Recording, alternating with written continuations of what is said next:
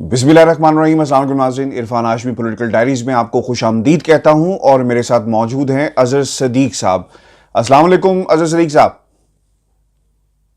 वालेकुम अस्सलाम इरफान हाशमी साहब, तबीयत आपकी माशाल्लाह ठीक है, अब you are improving a lot. Sir Allah का बड़ा ही करम है और दोस्तों की दुआ है, व्यूअर्स जो हमें मुसलसल देख रहे हैं उनकी दुआ है कि तबीयत अब थोड़ी सी बेहतर हुई है। चलें, रब पाक आसानी रखे। लोग बहुत फिक्रमंद है नाजरीन हमारे, तो उनके लिए खुशखबरी है कि तबीयत में इम्प्रूवमेंट है। बिल्कुल। हमारी तो तबीयत ठीक हो रही है, लेकिन पाकिस्तान के जो सियासी हालात हैं वो कुछ अच्छे नहीं हैं। हैविंग सेड दैट, सदीक साहब, जो इस वक्त लाहौर यतीम खाना चौक इस वक्त मैदान जंग बना हुआ है, बना रहा सारा दिन। एक तो ये भी, इस पे भी थोड़ी सी मैं चाहूँगा कि बात करें कि डीएसपी को यरगमाल बनाया गया, थाना नवाकोट पे हमला किया गया और फिर लोगों ने कहा कि जनाब वीडियोस कहाँ पे हैं। फिर वीडियोस भी सामने आ गई और फिर वो डीएसपी साहब भी मंजर आम पर आ गए जिनकी वीडियो इस वक्त सोशल मीडिया पर मौजूद है। पाकिस्तान की जो मीडिया इंडस्ट्री है उन्हें मना किया गया है कि ये सब कुछ नहीं दिखाना, फॉर द ऑब्वियस रीज़न। इस पर भी हम तफसील से बात करेंगे। आज जो दूसरी अहम खबर है वो तरीन साहब के हवाले से है। 21 से 1 लोग हैं, फिर उनके साथ 8 एक लोग हैं और फिर कोई फॉरवर्ड ब्लॉक बन पाएगा या नहीं बन पाएगा, इस पे भी कानून क्या कहता है, आपकी हम राय जानेंगे। और सर जो सबसे इम्पॉर्टेंट है, शहबाज शरीफ साहब, नून लीग कहती है कि जनाब 4 दिन बाद इख्तलाफी नोट का आना, इस पर काफ़ी हमें जो है वो तशवीश है। पहले तो मिठाइयाँ तकसीम की गई, ऐलान किया गया, ट्वीट किए गए और उसके बाद ये सब कुछ कहा जा रहा है। तो लेट्स बिगिन विद लाहौर। क्या खबरें हैं सर इस वक्त लाहौर शहर की? यतीम खाना चौक पे कोशिश की गई है, कुछ लोग हैं जो रिलीजन के नाम के ऊपर आलाकार बने हुए हैं। और मैं आपको एक सच्ची बात बताऊं अजहर सदीक साहब, इसमें हम किसी की मोहब्बत जो नबी पाक के लिए ना, उसको हम शक की निगाह से नहीं देख सकते, लेकिन एक कुछ एलिमेंट्स ऐसे हैं जो आलाकार बन गए हैं और ये सब कुछ जो हो रहा है वो पूरी कौम के सामने। अभी मैं किसी एक हेल्थ वर्कर जो थे, district health worker Gujranwala, BBC के ऊपर उनका मैं वो रिपोर्ट देख रहा था। तो वो गैस जो होती है ना सर, ऑक्सीजन, वो उन्होंने जो उनके ट्रक्स थे वो फंस गए, जिसकी वो पूरी कहानी सुना रहे थे कि जनाब वो हम रिक्वेस्ट करते रहे कि खुदारा मरीज़ों के लिए इसने ऑक्सीजन नहीं जाना है, अगर आप नहीं जाने देंगे तो बहुत सारी जानें जो हैं उनको ख़तरा हो सकता है। तो ये एक सिचुएशन बनी हुई है। वो लोग जो सड़कों पर घरों को जाते हैं, उनकी गाड़ियों को रोक कर आग लगा दी जाती है, मारा जाता है, पीटा जाता है, बहुत सारी एग्जाम्पल्स मौजूद हैं। तो जिस नबी का हम कलमा पढ़ते हैं, ताइफ के बाज़ार हैं, जो बाज़ार के जो उस वक्त के जो नौजवान थे आपके पीछे लगा दिए गए, पत्थराव किया जा रहा है। तो मेरे नबी के जो हाथ थे वो उन हाथों के लिए दुआ कर रहे थे। तो हमारी तो तालीमात ऐसी हैं। तो ये कौन सा मज़हब हमें पढ़ाया जा रहा है और सिखाने की कोशिश की जा रही है? और लाहौर की सिचुएशन में सिर्फ बताएं। देखिए इरफान साहब, बात बड़ी सिंपल सी है कि ये, मैं पहली तो बात कहूँगा कि ये थोड़ी सी जो सिचुएशन है, गवर्नमेंट कुछ इसको असेस नहीं कर पाई, मौजूदा गवर्नमेंट, चूँकि उनका तजर्बा न इस कॉन्टेक्स्ट में नहीं है कि ऐसे मामला को हैंडल कैसे करना है। मौलाना फजलुर रहमान का मामला सारा आपने देखा, फिर हज़ारा कम्यूनिटी आके ब्लॉक करती रही, कुछ नहीं कर सके। फिर उसके बाद मौलाना फजलुर रहमान, फिर आपने मरियम नवाज़ को देखा कि नैब के दफ्तर पे जिस तरह हमला किया। ये पहला एक टेस्ट केस उन्होंने बनाया, टेस्ट केस बनाकर मैं पहले ये चीज़ क्लियर कर दूं कि उसमें कुछ वजह है कि जो वज़ीर आला पंजाब हैं वो कोई, इनकी कैपेसिटी इतनी नहीं है, बातें बड़ी कर रहे हैं लेकिन एडमिनिस्ट्रेटिवली वो इस चीज़ों को हैंडल करने में नाकाम रहे। पहले तो बात है कि उनकी जो गिरफ्तारी का वक्त था वो शायद गलत था। और दूसरा जो बात है, मिसाल के तौर पर जो वादे किए गए थे पार्लियामेंट के अंदर लेके चले जाते तो शायद हालात और वाक़यात ना बनते। अब तीसरी जो बात अहम है ना, कि उनका जो मेन लीडर है वो चला गया जेल में। अब जब लीडर मेन जेल से चला जाए तो यहां इस मौके पे अब सबसे जो मैं बड़ी खतरनाक बात करने लगा हूं कि इस सारे मामले में जमीयत उलमा इस्लाम के लोग, PMLN के लोग, वो घुस गए हुए हैं इसके अंदर। यानी जो बरेलवी लोग जो अपना है ना मकतबा फिक्र, वो आपको पता है एक्सट्रीमिस्ट नहीं है, ये तारीख चली आ रही है, आप उठा कर देख लें तो उसके अंदर वो कुछ ऐसे एलिमेंट ऐसे आ गए हैं, मौका बन गया है। और ये मामले को मैं आपको बता दूं आपके नाज़रीन के लिए, अगर अभी ना रोका गया तो मौलाना फजलुर रहमान इस सारे मौका बन गया उनके लिए, जो एक ऐसा हालात मौजूदा गवर्नमेंट के लिए बनाना चाहते थे, ये कोई बहुत बड़ी तहरीक ना बन जाए। यहां रोकना पड़ेगा इस बात को। यानी यहां जो मिस इंक्रीमेंट जो जिन्होंने आके थाने पे हमला किया, वो लाजमी नहीं है तहरीक लब्बैक पाकिस्तान के डाई हार्ड वर्कर हो, वो लोग कोई भी है, कोई भी उठे हैं। तो वीडियो सर्कुलेट भी हो रही है अगर आपने देखी हो, जिसमें वो लोगों को, मैंने वो सारी देख ली है। मैं उसको जो कि हम लॉयर्स मूवमेंट को मैंने चलाया, तो मुझे अंदाजा इस मौके पे जो मफाद परस्त है वो फायदा लेके हालात खराब करने की कोशिश कर रहे हैं। यह मौका इस वक्त ऐसा है कि इमरान खान गवर्नमेंट के लिए बड़ा नाजुक मौका है। खुदा ना खास्ता अगर कोई हलाकतें ज्यादा हो गई तो ये फिर मामला रुक नहीं सकेगा, ये फिर इमरान खान भी कोई नहीं रोक सकेगा इस मामले को। याद रखिएगा, ये बात किसी और तरफ चली जाएगी और हमें उसको रोकना है। जहां बड़ा अच्छा काम किया आपने, पाबंदी लगा दी, पैमरा के जरिए बिल्कुल पाबंदी, सेक्शन 27 के तहत पाबंदी लगी, एंटी टेररिस्ट के लग गई पाबंदी, प्रोस्क्राइब्ड एसोसिएशन डिक्लेयर होगी, अकाउंट बंद हो गए, ये सारे मामला है। लेकिन साथ साथ उनके साथ बैठकर एक जो एलिमेंट है ना, वो गुफ्तगू शरीत का जारी रहना चाहिए। अगर नहीं रखेंगे तो इसमें आने वाले दिनों की, चूंकि जितना लंबा होगा उतना खतरनाक है। और वो मामला, चूंकि वजह यह है ना, आम बंदा नहीं समझता इस बात को। मुझे अच्छी तरह याद है 2010 में जब ये नॉर्वेजियन के सॉरी मार्क जबर वगैरह ने फेसबुक के ऊपर जब तौबा नौजुबिल्लाह कार्टून्स के हवाले से मामला उठाया था, तो यहाँ लाहौर में आग लग गई थी, इमारतें जला दी थी, नुकसान हो रहा था। मैं हाईकोर्ट में गया, मैंने इस मामले को कैसे हैंडल किया, हाईकोर्ट जाके पाबंदी लगवाई। यहां ये मामले में यहां एल्डर्स को किसी को सामने आना पड़ना है और इसको रोकना पड़ना है। यानी मैं अगर ये कहूं कि अपना हम उनको जबरदस्ती हटा दें, जबरदस्ती, तो वो बड़ा मुश्किल नजर आता है मुझे। अच्छा सदीक साहब, ये मामला जहांगीर तरीन साहब का, हमने सियासतदानों को, जो हमारी ये एक रिवायत रही है, जब हमने अदालत हमें बुलाती है तो हमने एक जम्मे गफ़ीर लेकर जाना है। फूलों के वहाँ पर आपको जो है वो गुलपाशी भी की जाएगी, हार भी पहनाए जाएंगे, बैनर्स भी लगेंगे, फिर शो ऑफ पावर किया जाता है अदालत के ऊपर। ये हमेशा से ऐसे रहा है। जब भी आप अदालत के सामने पेश हों तो वहाँ पर आप खुद पेश नहीं होते, बल्कि आप अपने हम ख्याल लोगों को इकट्ठा करके पेश करने की कोशिश करते हैं और बताते हैं कि जनाब हमारे साथ पंगा नहीं लेना, ये हमारी पावर है और ध्यान से फैसला करना है। और आप एक मैसेज दे रहे होते हैं उन ताकतों को जो आप समझते हैं कि आपके ख़िलाफ़ हैं, या आप समझते हैं कि आप के ख़िलाफ़ उन्होंने मुकदमात बनाए। जहांगीर तरीन साहब का भी केस कुछ ऐसा ही है। अदालत जाते हैं, गाड़ियों में लोगों को भर के लेके जाया जाता है। अब हम ख्याल ग्रुप भी सामने आ रहा है, फॉरवर्ड ब्लॉग बनाने की बात की जा रही है। पहले तो इस पर बात कर लें, ये बन सकेगा कि नहीं बन सकेगा, क्योंकि 21 एक लोग हैं, 8 एक लोग हैं, कुछ इसमें मिनिस्टर्स भी हैं, नून लीग के भी नाराज़ लोग कुछ बैठे हुए हैं, वो भी नहीं बना सके थे, आपको याद होगा। फिर एक जनूबी पंजाब के कुछ लोग हैं, वो इनसे अलावा भी हैं। ये मुश्किल हो जाएगा। कानून क्या कहता है, इस पर बात थोड़ी सी हम कर लें। और इस वक्त जहांगीर तरीन साहब कि ये जो उन्होंने कोशिश की है कि किसी तरह ये क्लीन चिट ले लेंगे, आई डोंट बिलीव कि ऐसा कुछ होगा।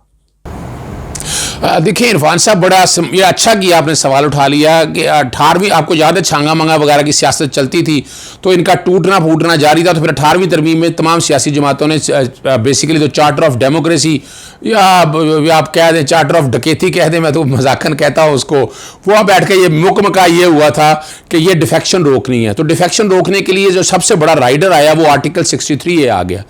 आर्टिकल 63 के अंदर जो है ना, आप फॉरवर्ड ब्लॉक बना ही नहीं सकते। आप एक सियासी जमात से इस्तीफा दे, यानी दे के दूसरी सियासी जमात में जाना तो आपकी सीट चली जाएगी, उसी वक्त आप डिस्क्वालीफाई हो जाएंगे। आर्टिकल 63A में लिखा है।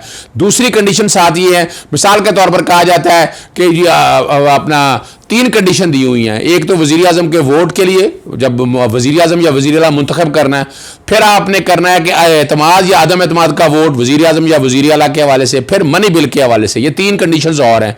मिसाल के तौर पर ये कहते हैं हमने अलहदा होना है। अच्छा, अलहदा होना है, अलहदा होने की तो गुंजाइश मौजूद नहीं है। मिसाल के तौर पर आप तहरीक अदम एतमाद में अगर वोट खिलाफ देते तो आपकी सीटें आपके हाथ से चली जाएंगी, आप डिस्क्वालीफाई हो जाएंगे।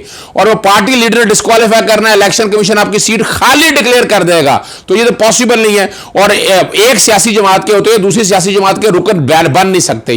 जहां आपको सियासी जमात ज्वाइन करनी है। इलेक्शन लॉ बड़ा क्लियर है। तो ये जो ब्लैकमेलिंग की, ये धमकियों की सियासत अब जहांगीर तरीन कर रहे हैं, मैं उम्मीद नहीं रखता था जहांगीर तरीन से, वो साख हकवानी आगे, राजा परवेज वगैरह, तो वो तो पुराने तौर पर उन ब्लैक मेलर गैंगों में से या ग्रुपों में से हैं। जब वो कल अगर बैंकिंग कोर्ट के अंदर आए तो वहां बाकायदा ब्लैक मेलर्स के नारे लग गए हैं। तो वो जो कोशिश करके प्रेशर डालने की कोशिश कर रहे हैं, मेरा नहीं ख्याल है कि इमरान खान इस तरह का प्रेशर लेगा अपने ऊपर। हाँ, जहां तक मिलने की बात होती है तो इमरान खान साहब को नाराज जो है ना एमएनए एमपीए से मिलने में कोई अर्ज नहीं है, लेकिन जहां तक यह है कि ये कुछ डैमेज कर देंगे, फॉरवर्ड ब्लॉक बना लेंगे, अगर ऐसी बात होती तो इतनी देर के अंदर पीपल्स पार्टी और पीएमएलएन या जमीयत उलमा इस्लाम बहुत दौड़ के आगे इस मैदान में आ जाना था। आपने देखा होगा कि कोई आगे नहीं अड़ा। उसकी वजह है कि अब गुंजाइश ऐसी मौजूद नहीं रह गई है। अगर कोई भी हाथ ऐसा कदम उठाएगा तो वह अपनी सीट से जाएगा, वजारत से जाएगा और फिर नया इलेक्शन लड़ना पड़ेगा उसको। अच्छा, आखिरी सवाल इंपॉर्टेंट इसलिए भी है क्योंकि आप इस खबर के रूह रवा भी हैं और अदालत के अंदर जो कुछ हुआ वो भी आपने देखा और आप जानते भी हैं। ये शहबाज शरीफ के हवाले से जो ज़मानत हुई, फिर रिहाई नहीं हो सकी, ये बातें होती रही और थैंक्स टू यू कि आपने खबर भी ब्रेक की इसी प्लेटफॉर्म के ऊपर, हमारे दूसरे चैनल के ऊपर।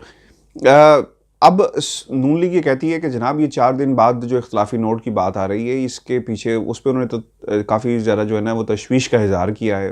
करना नहीं चाहिए था क्योंकि ऐसी बात अदालत के अंदर तो नहीं हुई। एक जज लिख रहा है और वो ये कहता है कि मैंने अदालत में भी कहा कि ऐसा कुछ नहीं है, फिर बाहर आकर भी चैम्बर में भी कहा, तो इट मीन्स कि ऐसा ही कुछ हुआ होगा।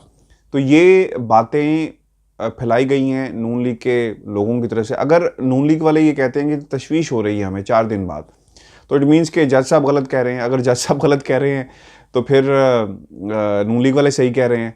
तो असल में मामला है क्या? क्योंकि वहाँ पर बैठे हुए उन्होंने कहा कि मैं इससे इत्तफाक नहीं करता, और फिर बाहर आकर एक जो अदालती एहलकार था उसने कहा जनाब की ज़मानत हो गई है, जब ऐसा नहीं हुआ था।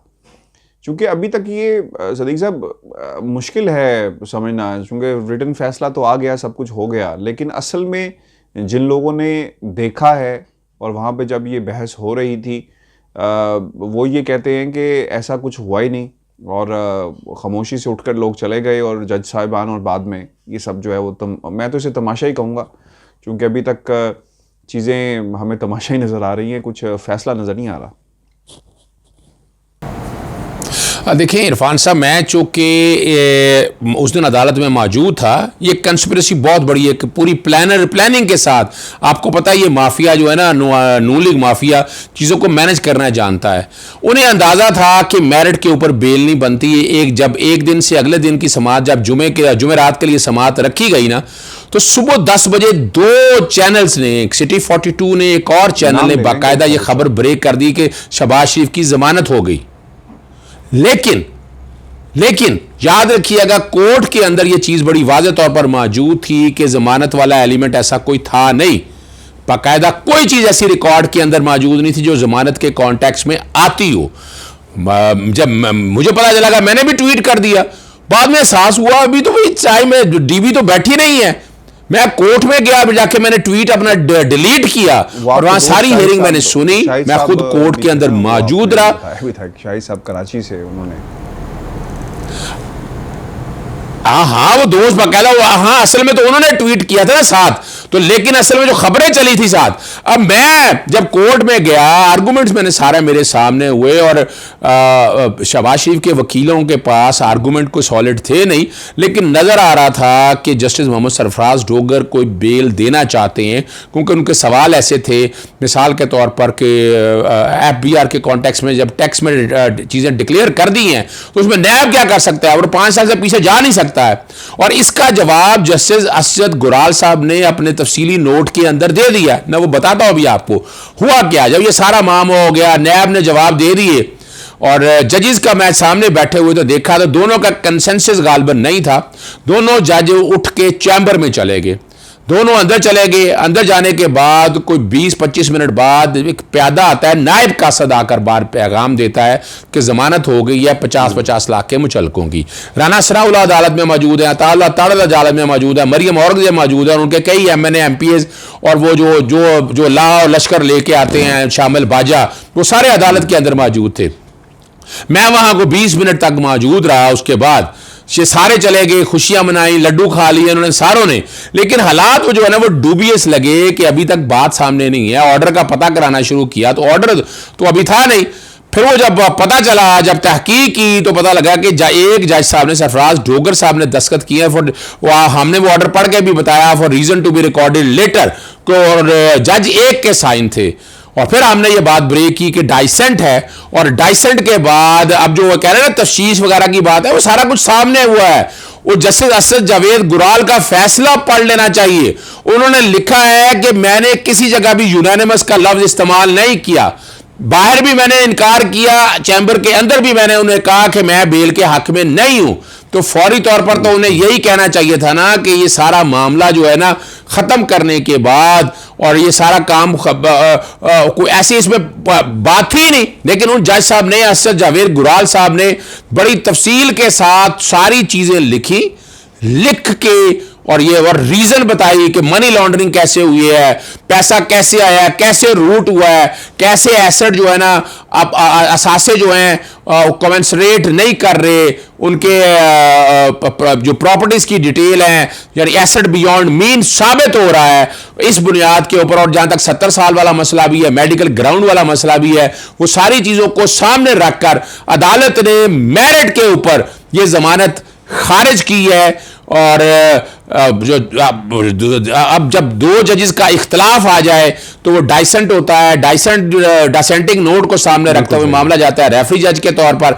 रेफरी जज के तौर पर चीफ जस्टिस के पास जाएगा। चीफ जस्टिस साहब जो है ना अब इस मामले में आगे जाकर एक रेफरी जज बिठाएंगे। वो रेफरी जज जो है वो बाकायदा नए सिरे से समाअत करेगा, शहबाज शरीफ के वकीलों की समाअत भी करेगा और नैब के वकीलों की भी समाअत भी करेगा। जितनी एविडेंस सामने आ चुकी है उससे शहबाज शरीफ की बेल तो बनती नहीं है। अब रेफरी जज ने फैसला करना है और चांसेस यही है कि बेल नहीं। बहुत शुक्रिया अज़ीज़ सदीक साहब हमारे साथ मौजूद थे। व्यूअर्स, ये आज का हमारा पॉलिटिकल डायरीज था। अपने कमेंट हमें ज़रूर भेजिएगा। ये चैनल हम आहिस्ता आहिस्ता इसे इस्टेब्लिश कर रहे हैं और यहाँ पर थोड़ी सी हम डिटेल्ड गुफ्तगू करेंगे as compared to Irfan Hashmi official या आखिरी शो। अपना ख्याल रखिएगा, कमेंट ज़रूर भेजिएगा मुझे और अज़ीज़ सदीक साहब को इजाज़त दीजिए। अल्लाह ने के बाद।